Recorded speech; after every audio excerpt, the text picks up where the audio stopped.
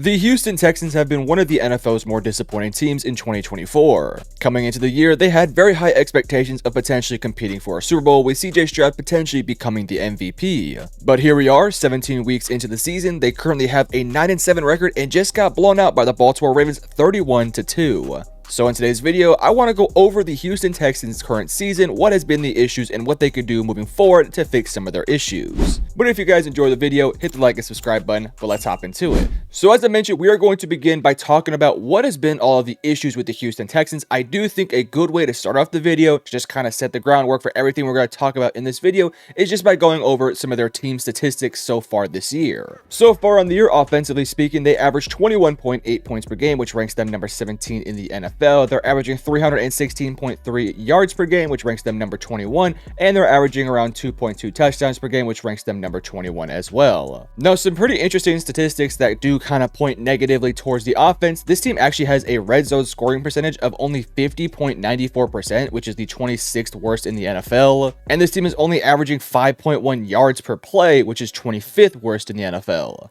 The last offensive stat that we'll go into for this specific video will be the quarterback sack percentage. We all know the offensive line has been an issue. We'll talk about them a tad bit more. Currently, as of when I'm making the video, their quarterback sack percentage is 8.91%, which is the 25th worst in the NFL. Now, fortunately for the Houston Texans, the defensive side of things is pretty good. They average only 22.4 opponents' points per game, which ranks them 14th best in the league. They're also the 8th best in opponents' yards per game by only averaging 315.1 given up. And they're only allowing offenses to score around 2.6 touchdowns per game, which ranks them number 19. And this is a pretty balanced defense. They're both good in the run defense while also being really good in pass defense. I will say their pass defensive statistics are a lot better than their run stuffing statistics, but both sides are still pretty good. Everything for the most part, they rank within the top half of the NFL in runs defense, whereas they rank usually around the top 10 in pass defense. So statistically speaking, this team is actually pretty impressive, but why are they 9-7? Well, let's start to talk about the problems. Now, one of the first ways that you could instantly talk about a team by talking about what's been going on with their season is, of course, by talking about injuries. The Houston Texans have been somewhat healthy this year compared to a lot of other teams out there, but they still have dealt with major injuries this year. Obviously, we all know the injuries to Stephon Diggs and Tank Dell. Those were supposed to be two of their biggest part of their offenses, but both guys missed a big portion of the season. Not to mention Nico Collins missed a big chunk of the season as well, so you didn't really get to see the full experience of these three stars on one team, which has definitely hurt their offense. Without either one of those guys, you're just relying on Nico Collins, John Mechie, Robert Woods, and Dalton Schultz, which, truth be told, isn't really that bad of a receiving core, especially when you put into context that two of their top three receivers are still out. Having guys like John Mechie and Robert Woods as just backups, depth options, are really good. But of course, they're not Stephon Diggs and they're not Tank Dell, and given the fact that this Texans offense is lacking in other departments, you would like to have that receiving core really be there to step up and make big plays for their young quarterback. Defensively speaking, this team has also dealt with a plethora of injuries as well, primarily within the secondary. Guys like Jimmy Ward, Jalen Petrie have missed time this year, but outside of that, defense has been, for the most part, pretty healthy. You guys have missed a few games here and there, have been banged up, but for the most part, the Texans have been healthy, so you really can't point to injuries as the main reason why this team has been struggling, but I do think that if you add in the context of how important Stephon Diggs and Tank Dell were to this offense, and then you also throw in the fact that Nico Collins missed a big chunk of the season, it could potentially make it a bit more easy to understand why this offense isn't as high-powered as it was last year, or maybe what we thought it could be, because those guys never really got the full run that they should have had. Of course, you also didn't have the ability to build chemistry with your quarterback throughout the season, so that is at least a part of the reason as to why the Texans are not so good this year. The other reason is some regression with Bobby Slowik. This is something that all Houston Texans fans will point to. I've seen a lot of different TikToks and other YouTube videos discussing some of the issues with Bobby Slowik, and I do think that there are some real issues with Bobby Slowik and his current formula and scheme. I saw an article, and it was something that I think Chris Sims was talking about how the protection plans with the offensive line are an issue, not necessarily because the offensive line is bad, which again we'll talk about here in a little bit, but because of the fact that the center is the one making the calls and not CJ Stroud, which is something that is built into a Shanahan-like scheme. Now, in that article specifically, they talked about how it wasn't necessarily a bad thing, but at the same time, the quarterback, in my opinion, should be the one that makes those calls because he gets the whole vantage point of the entire defense, so he knows potentially if there's going to be a blitzer on one side or the other. I think if you watched last night's game against the Baltimore Ravens, you could have saw plenty of opportunities where a guy like CJ Stroud would have liked to have been able to change the protection call to maybe slide to a certain way so that way they could avoid a pressure. It has felt like for the most part in almost every single game there have been multiple opportunities for the defense to have a free rusher to just go after CJ Stroud, which is a huge issue for a quarterback, because if you have a free rusher, then you literally have about 1.5 seconds to get the ball out of your hands, which is just not enough time for a route to develop. And then if you're also Bobby Slowick, if you're going to allow these free pressures, if you're going to have these rushers get open and create havoc on your offensive line, then you need to have escape plans. You need to have underneath routes. You need to have hot reads, which just right now aren't consistently in the game plan because of how much he wants to go downfield. Another issue with Bobby Slowick and his play calling, and maybe just his play design, is the spacing of the routes. I saw a TikTok from Theo Ash on TikTok, who's a great TikToker. You guys should check him out. But he goes over a couple different play calls that happened, I believe, in the Ravens game where you had guys running the exact same route right at each other or on the sideline, and it's causing so much spatial issues that CJ Stroud can't throw the ball, so he's either forced to throw up a prayer or throw the ball away or just take a sack. So when you take everything into consideration, you got bad offensive line play, you got bad offensive line scheme, and then you're also throwing out bad route design, yeah, the offense is going to struggle. I think this is maybe the biggest question of the offseason for the Houston Texans. Like, what do you do with Bobby Slowick? I've seen a lot of Texans fans talking about firing this guy, but I don't know. This to me is a really more interesting conversation, and I don't think it's just black and white. I think there's a lot of layers to this, because this was a guy last year who was one of the hottest commodities in the league. He was thought of as maybe the brightest offensive mind out there. He was the Houston Texans savior. Texans fans loved him. He was getting interviewed for head coaching jobs. He was being considered for that. Comes back to the Houston Texans to hopefully continue to build up his stock, and this year it's been a complete train wreck, and now they're talking about firing the guy. So if you are the Houston Texans, do you allow him to return for one more year and just trust that he's going to be able to turn around his scheme and game plan and all those things so that next year is a better year than this year? Or do you go ahead and fire the guy and say that he can't be fixed and that this is just an issue with his scheme with our players?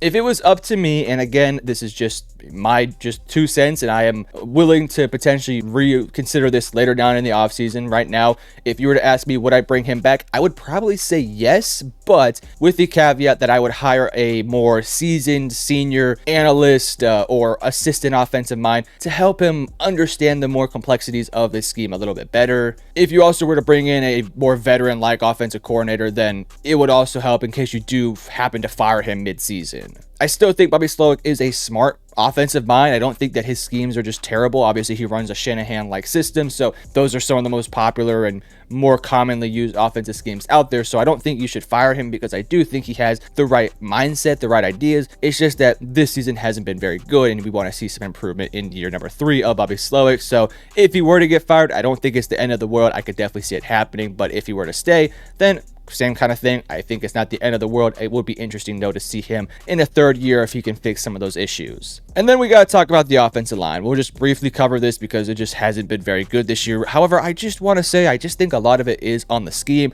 That all said, Laremy Tunsil with 17 penalties. That is inexcusable. Titus Howard has actually been pretty good this year playing right and now left guard. The left guard position has been really rough for this team. So has the right guard position. They've kind of been throwing around Shaq Mason and Kendrick Green and Kenyon Green, and it's just been pretty rough, not to mention Juice Scruggs, and it's just been kind of a roller coaster there. They've kind of had enough and moved Titus Howard over to that left side, and it's been pretty good for him at left guard, even though that's just not his natural position. But because they've moved Titus Howard over to left guard, you're starting guys like Blake Fisher as your right tackle, which is just not very good. And then Jarrett Patterson missed some time with his injury, and now you got Drew Scruggs out. So this offensive line has been injured, banged up, and just not playing very good football, especially in the interior. It's one of those unique things where the names on paper aren't theoretically bad. I actually came into this year saying that this Texans offensive line could be one of the better units out there, but they've just been really bad this year. Again, I do think some of it is on the scheme, but at the same time, 17 penalties for Laremy Tunsil isn't a scheme issue. That's a player issue. So, okay, what can the Houston Texans do to actually fix their issues? Well, again, I think the number one question that this team has to answer is, what do you do with Bobby Slowick? Do you fire him? Do you keep him? Do you bring in some senior analysts, a new assistant offensive coordinator? I do think some changes have to be made. We'll see if Bobby Slowick were to get fired. Now, unfortunately for the Houston Texans, they don't really have a ton of assets to work with in 2025 because as of today, they only have $12 million in open cap space, which to be honest with you is likely just going to go to their draft class. So because they only have $12.9 million in cap space next year, it's going to be really hard for them to seriously address a lot of their issues. Now, of course, you can restructure deals, you can cut some certain players. Stephon Diggs is a free agent, so you're probably not going to bring him back anyways. So theoretically speaking, you could hypothetically open up a good amount of money to bring in a few, veteran free agents. I don't really think they should be that aggressive though. I think maybe adding some depth options or some pieces here and there is more of their bigger issues. And then when it comes to draft picks, they only have 6 draft picks, which isn't a ton, but they do have their first, second, third, and fourth. So you got to feel pretty decent about that. In terms of some targets for who this team should be looking to get, I do think there's a lot of really good names out there. We'll just focus on the first round. Again, later in the offseason here in a few weeks, we'll do a more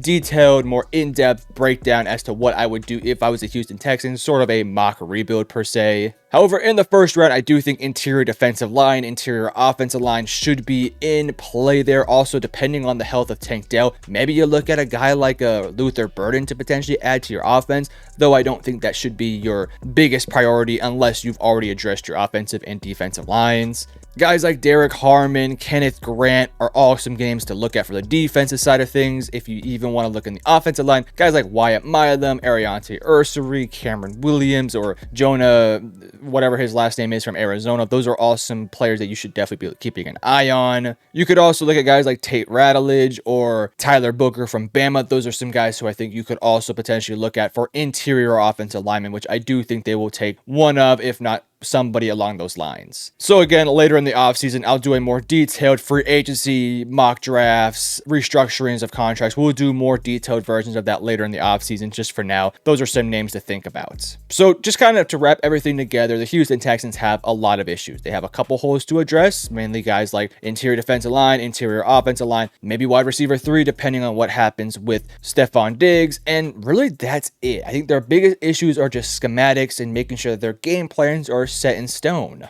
Again, I think the big question of the offseason is what happens with Bobby Slowick? Will he be fired? Will he be kept? I personally am on the side of keeping him for one more year, but if he gets fired, I wouldn't be mad either. But you guys, let me know in the comment section below, what do you guys think about the Houston Texans? And do you guys think that they should fire or keep Bobby Slowick? I'm sure Texans fans will have a lot of good opinions, so let us know in the comments. And if you enjoyed, hit the like and subscribe button. And I love you guys. Peace.